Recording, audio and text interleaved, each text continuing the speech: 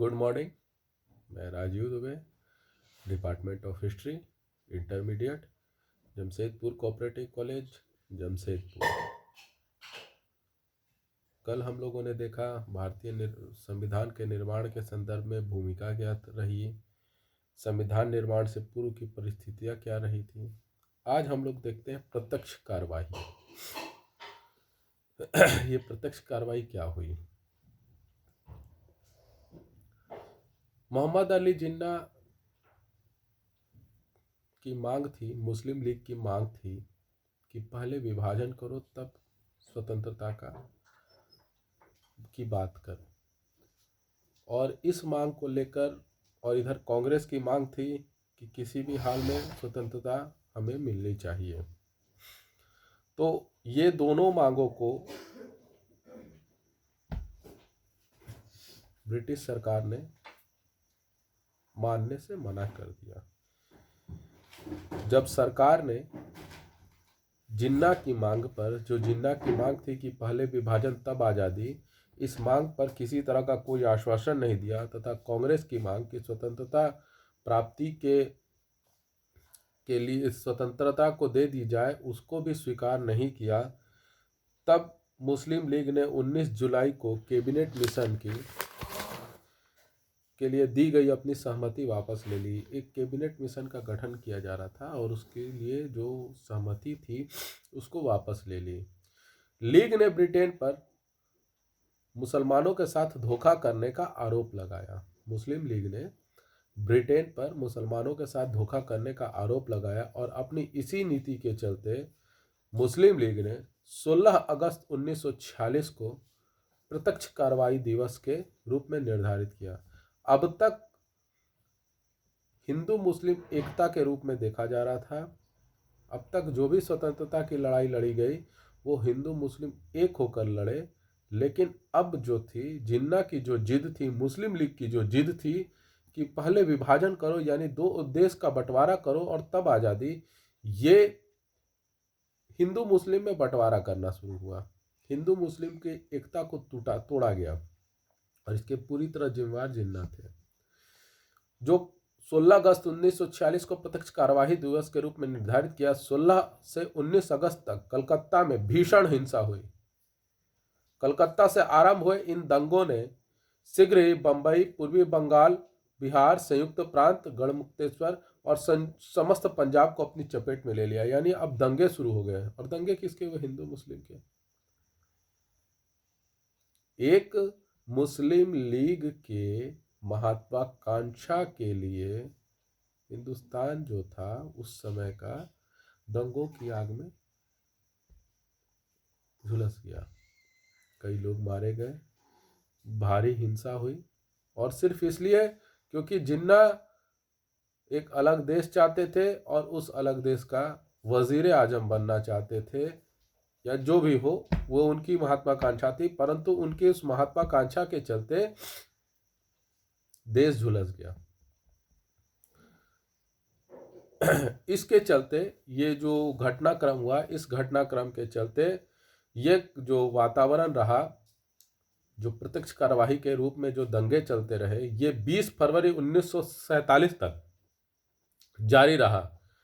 जबकि ब्रिटिश सरकार ने नीति संबंधी एक महत्वपूर्ण घोषणा की।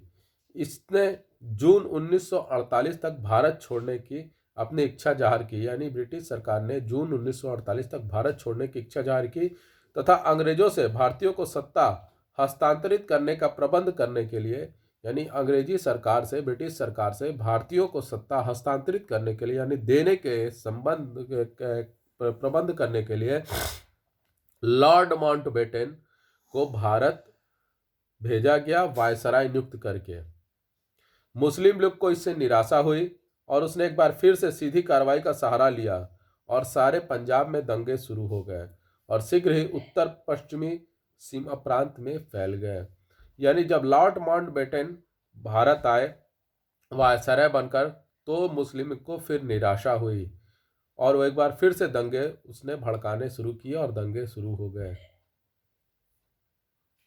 जो कि पूरी तरह से गलत थे। आपने अपनी महत्वाकांक्षा के लिए दो समुदायों को, जिसने दोनों ने मिलकर स्वतंत्रता की लड़ाई लड़ी और स्वतंत्रता को प्राप्त करने में योगदान दिया, और अंत में जाकर आपने ऐसा काम कर दिया कि दोनों के बीच नफरत का बीज बो दिया, जो कि आज भी चला आ रहा है। आपने जो बीज बोलाया था 1946 में, वो आज भी फल दे रहा है, और जहरीला फल दे रहा है। यह सिर्फ और सिर्फ मोहम्मद अली जिन्ना की महत्वाकांक्षा थी। लॉर्ड माउंटबेटन ने 24 मार्च 1947 के वायसराय के रूप में पद ग्रहण किया। 3 जून को उन्होंने अपनी प्रसिद्ध घोषणा प्रसारित की।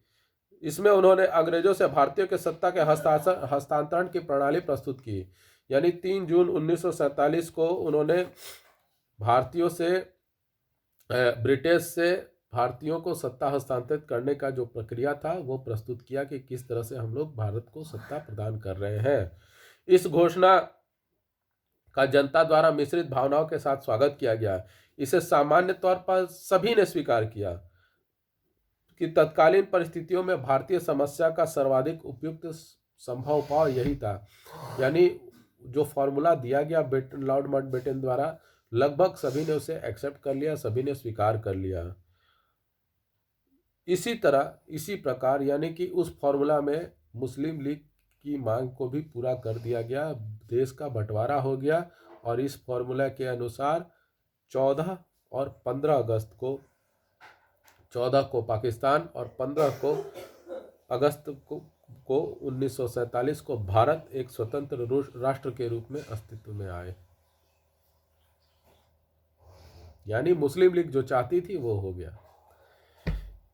इस अवसर पर बोलते हुए 14 अगस्त की मध्य रात्रि में पंडित जवाहरलाल नेहरू ने अपने प्रसिद्ध भाषण ट्रस्ट विथ डेस्टिनी में कहा था, बहुत समय पहले हमने नियति से साक्षात्कार किया था, और अब समय आ चुका है कि हम अपने उस संकल्प को न केवल पूर्ण रूप से या समग्रता में बल्कि उल्लेखनीय रूप में साकार करें कि अर्धरात्रि के इस क्षण में जब दुनिया सो रही है, भारत जीवन और स्वतंत्रता की ओर जाग रहा है। ये जवाहरलाल नेहरू ने अपने भाषण में कहा था, ट्रस्ट विथ डेस्टिनी में। इसके साथ साथ स्वतंत्रता प्राप्ति की प्रक्रिया के साथ साथ संविधान सभा की बैठकें भी चलती रहीं, और चूंकि देश में घट रही इन घटनाओं का संविधान सभा पर भी असर पड़ना, नीतियों पर असर पड़ना, संविधान सभा के कार्यों पर असर पड़ना भी अवश्यंभावी था, निश्चित रूप से पड़ना ही था। तो उसका असर पड़ा। तो आज हम लोग इतना ही देखते हैं। कल हम लोग देखेंगे संविधान का निर्माण करने वाली सभा, संविधान निर्मात्री सभा के बारे में। आपको ये वीडियो आज का कैसा लगा? लाइक करें, कमेंट करें, शेयर करें, ज़्यादा से ज़्यादा मात्रा में सब्सक्राइब करें। घर पे रहें, सुरक्षित रहें। धन्यवाद।